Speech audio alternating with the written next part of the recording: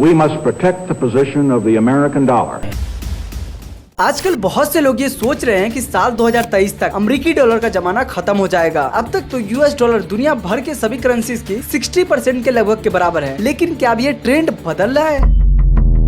The United States, what happens there also could have an impact on the entire world. The US Federal Reserve has announced another interest hike. Investors' concerns that the global economy could fall into recession as the Fed and other central banks raise interest rates in an effort to stop inflation. Russia's gas cuts will hurt businesses.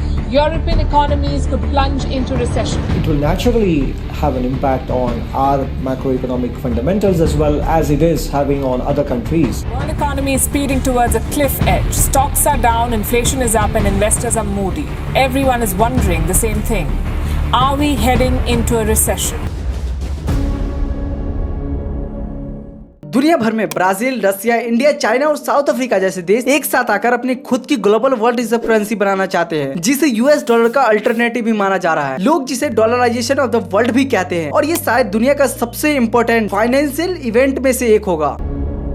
सबसे पहले हमें world reserve currency के concept को जानना जरूरी है, और ये भी जानना जरूरी है कि वर्ल्ड रिजर्व करेंसी क्या होती है और इसके होने का क्या मतलब होता है। यूएस डॉलर पहले वर्ल्ड रिजर्व करेंसी नहीं था, बल्कि पहले भी कुछ और करेंसीज इस स्टेटस पर रही हैं, जैसे फ्रांस 1720 से 1815 तक, फिर ग्रेट ब्रिटेन 1815 से 1920 तक। US dollar world reserve currency बना था ब्रेटन वुड एग्रीमेंट के क्रिएशन के बाद। We must protect the position of the American dollar as a pillar of monetary stability around the world. इसका मतलब है कि यूएस डॉलर लगभग 100 साल से वर्ल्ड रिजर्व करेंसी स्टेटस में है, और बिलियनर रे डीलो के अनुसार ये 94 सालों के बाद बदलता है, इसलिए अब ये बदल रहा है। वर्ल्ड रिजर्व करेंसी के होने से कुछ सुपर पावर भी आ जाती है, जैसे स्टेबिलिटी, इन्वेस्टिंग पावर हाउस और exclusive ability to buy oil. अच्छा, ये सब इतनी जल्दी क्यों हो रहा है? सबसे पहले एक वर्ल्ड रिजर्व करेंसी क्या है और दुनिया को इसकी क्या जरूरत है? जब भी कोई करेंसी दुनिया भर में वर्ल्ड रिजर्व करेंसी बन जाती है, तो यूजुअली उसके पास ये 3 नए सुपर पावर्स आती है। पहली सुपर पावर है स्टेबिलिटी। स्टेबिलिटी की वजह से इंटरनेशनल ट्रेड पॉसिबल होता है। अगर आप एक दूसरे से ट्रेड करना चाहते हैं, तो आपको एक कॉमन लैंग्वेज और एक कॉमन मनी की जरूरत होती है, जिसे सब लोग मान सके। लेकिन कई देश एक दूसरे पर ट्रस्ट नहीं करते हैं, क्योंकि उनको नहीं पता होता है कि दूसरे देश कितनी मॉनेटरी सप्लाई प्रिंट कर रहा है, तो उनका पैसा कितना सचमुच में वैल्यूएबल है। इसलिए वो वर्ल्ड रिजर्व करेंसी यूज कर सकते हैं, जिससे उन्हें पता चलेगा कि उनकी ट्रेडिंग को कोई एसेट या कम्युनिटी हमेशा स्टेबल और वैल्यूएबल से बैक्ड है। दूसरा सुपर पावर है दुनिया स्टेबल मनी यूज करना पसंद करती है, जो अभी के टाइम में डॉलर है। दुनिया के पास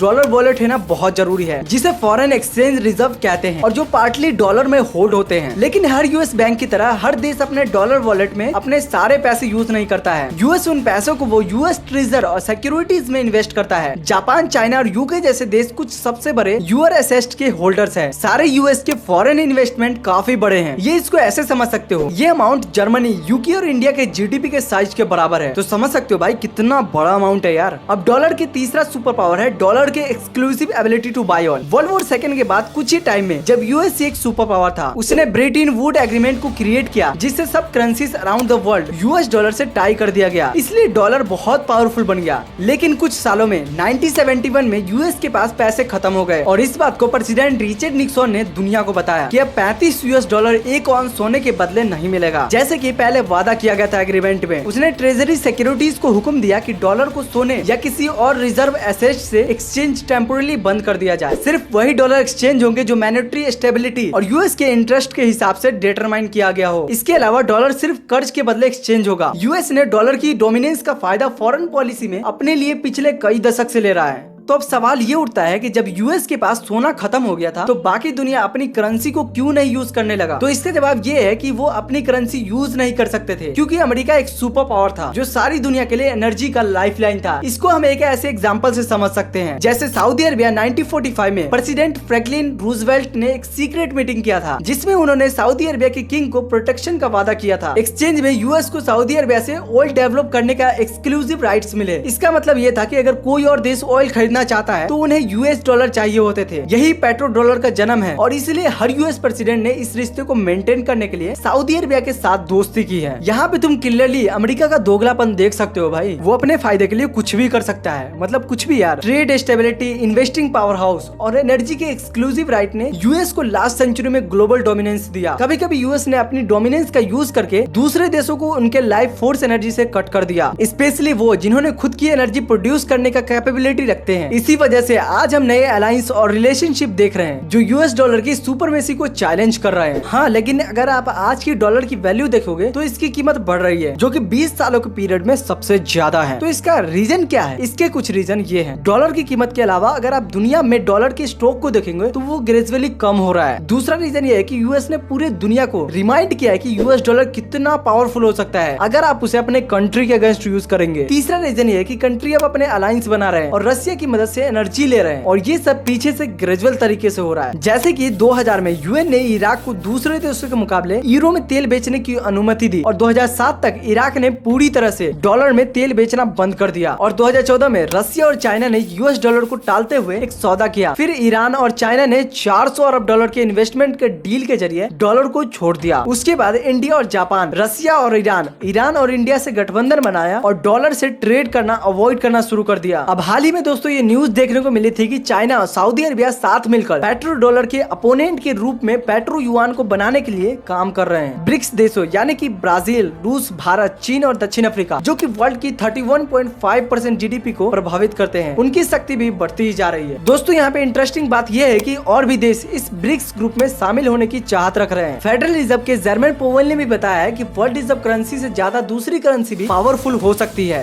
It's also possible to have more than one large reserve currency. There have been times when that was the case. और डॉलर से ज्यादा बड़े रिजर्व करेंसी होने की भी पॉसिबिलिटी है। कभी कभी ऐसा भी होता है कि कुछ सालों तक एक साथ कई बड़े रिजर्व करेंसी होते हैं। यूएस डॉलर के अंत की शुरुआत हो रही है, लेकिन क्या ये सच है? क्या ये भी एक मीडिया का क्लिकबेट है जिससे लोग अपने पैसे डॉलर में इन्वेस्टमेंट न करें, या फिर ये चाइना की कोई चाल है? ये सब बातें एक जगह सच भी है, लेकिन सच्चाई कहीं बीच में भी है। इससे पहले कि आपको टेंशन हो कि क्या सच में यूएस डॉलर का अंत होने वाला है, उससे पहले ये देखो, यूएस डॉलर के अंत होने की बात पहले से भी हो रही है और यहाँ पे कुछ आर्टिकल्स दिखाए जा रहे हैं जो ये बात साबित करते हैं। ये सारे आर्टिकल्स 2004 से लेकर 2015 तक के हैं, लेकिन 1975 तक भी ऐसे आर्टिकल्स होंगे जिनमें यही बात की गई होगी। इसका मतलब ये है कि दुनिया यूएस डॉलर को बदलने की कोशिश कर रही है, लेकिन सब लोग ये सही भी नहीं मानते हैं कि डॉलर बदल जाए। कुछ लोग ये भी मानते हैं कि अगर ये बदलना है तो ये एक लॉन्ग टर्म प्रोसेस में ही हो सकता है। दोस्तों यहाँ पे एक गौर करने वाली बात यह है कि 2008 के ग्लोबल फाइनेंशियल क्राइसिस के दौरान जब दुनिया में बहुत अनिश्चिंता और अशांति थी, लेकिन अगर हम डॉलर की कीमत देखें तो ये बढ़ती ही जा रही है। इसका मतलब ये है कि federal reserve, federal fund interest rate बढ़ रहा है और ये ऐसा फॉरेन इन्वेस्टर को भी अट्रैक्ट कर रहा है जो अपने पैसे को ट्रेजरी बॉन्ड में इन्वेस्ट कर रहे हैं। यहाँ पे याद रखने वाली बात यह है दोस्तों कि डॉलर की दूसरी सुपर पावर ये है कि वो एक इकोनॉमिक पावर हाउस है जो स्टेबिलिटी के साथ जुड़ी हुई है, इसलिए डॉलर को मजबूत बनाता है। ऐसा आज भी हो रहा है, इसलिए यूएस एक इकोनॉमिक पावर हाउस है और ये सब कुछ इतनी जल्दी भी नहीं बदलेगा। इतना कह सकते हैं कि हिस्ट्री से पता चलता है कि जब दुनिया के किसी भी देश की रिजर्व करेंसी बदलती है तो ये बड़ा तूफान सा होता है। शायद इस बार अलग हो, लेकिन किसी को भी ये समझ नहीं आ रहा है कि दूसरे देशों की अर्थव्यवस्था पे क्या असर होगा। कुछ लोग कहते हैं कि डॉलर यूएस में ही चलेगा और इससे इन्फ्लेशन बढ़ेगा, जैसा कि हमने पेंडेमिक के दौरान देखा था। कुछ लोग इसका मतलब ये निकाल रहे हैं कि सोने जैसे ज्वेलरी की कीमत बढ़ जाएगी और हम फिर से गोल्डन स्टैंडर्ड की तरफ लौट जाएंगे। कुछ लोग ये भी कहते हैं कि हम हाइपर बिटकॉइनाइजेशन को देखेंगे। क्या लगता है दोस्तों, अगर यूएस डॉलर का अंत हो जाता है तो क्या होगा? अपना ओपिनियन कमेंट सेक्शन में जरूर बताइएगा। नेक्स्ट वीडियो किस टॉपिक पे आना चाहिए दोस्तों वो भी कमेंट कर देना। मिलते हैं एक और नए वीडियो के साथ, जब तक के लिए